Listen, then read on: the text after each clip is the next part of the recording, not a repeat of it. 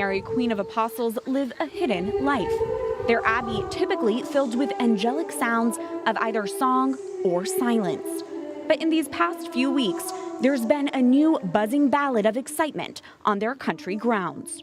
We dropped everything to come here, changed all of our plans, booked a hotel immediately, and did not realize there's going to be this many people. Thousands of pilgrims and curious spectators rearranged their Memorial Day weekend plans and descended upon Gower, Missouri, to see the unearthed body of the late Sister Wilhelmina Lancaster, foundress of the Benedictines of Mary, Queen of Apostles. Wanted to be a part of this special thing that has happened. You look at her face, her facial features are just so perfect. Roughly 4 years after her death, the sisters exhumed their foundress's body on the feast of St. Louis de Montfort, so her remains could be reinterred in their church. The sisters were told to expect to find bones. After a few days of digging, they lifted up the simple wooden coffin and quickly noticed a massive crack down the middle of the lid. And I realized, well, I could look in the crack with a flashlight just to see what do we have here? What am I gonna see? So I looked and I kind of did a double take and I kind of stepped back. Did I just see what I think I saw? Because I think I just saw a completely full foot. And then I see her foot.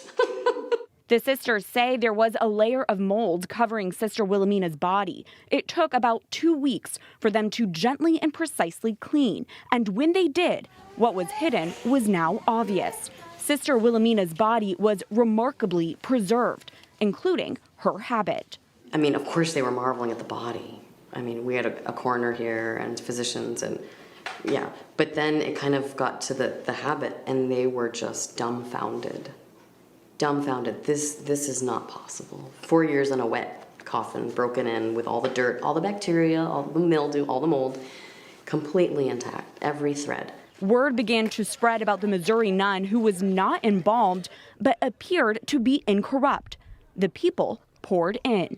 This is probably one lifetime experience that you'll be able to see one of God's miracles. This just gives us the proof to me that what I've been believing is real. I've never seen an incorrupt person in person. Travelers from both nearby and cross country waited in line under the hot Missouri summer sun to see Sister and touch her body. Sister Wilhelmina is now being kept in a glass display case where visitors can still see her. I think it's just beautiful to see such a holy person.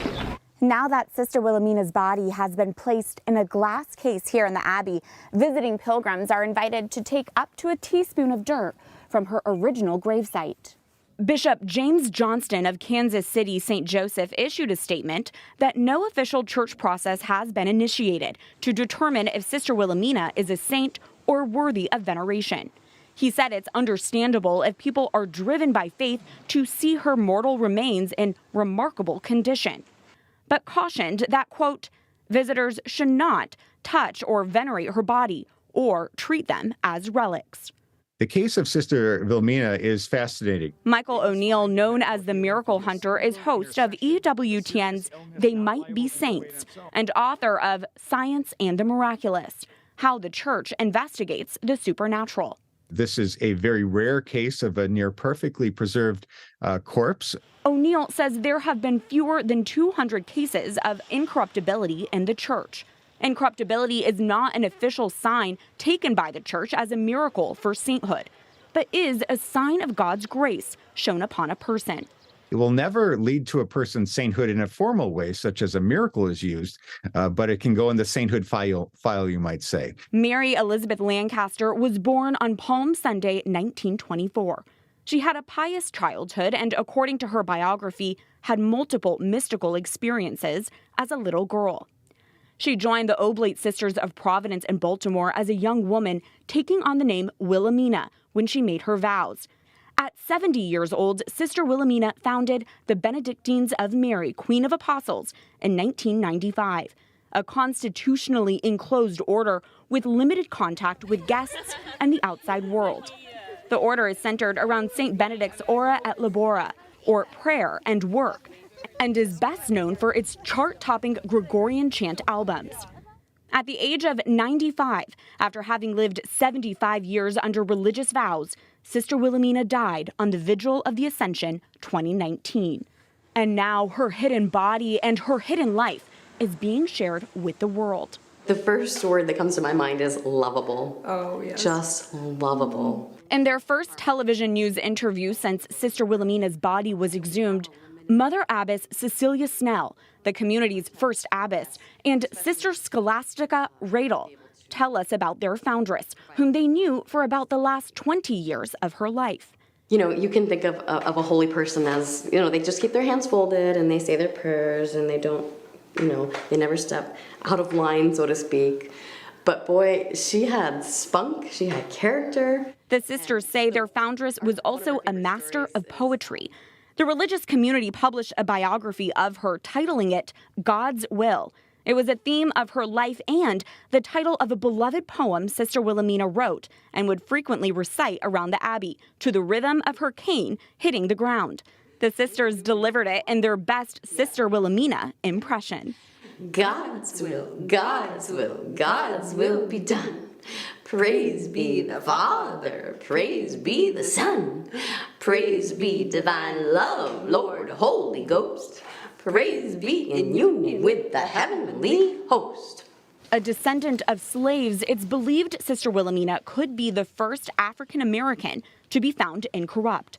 Look at this woman. She is an African American, and looking around at all her daughters, we're all white. We are all children of the same Father. And she speaks to charity. I mean, this is a unifying moment for everybody. Benedictines of Mary say Sister Wilhelmina found her primary identity in her vocation as a bride of Christ. While the fabric in the coffin disintegrated, her habit's fabric is surprisingly intact. It's so appropriate because that's what Sister Wilhelmina fought for, her whole religious life. In her former community, it was a great heartache for her to go through the changes that occurred, especially between the 60s and the 70s when her community lost, I believe, over 100 sisters, right around the time that they were changing the habit.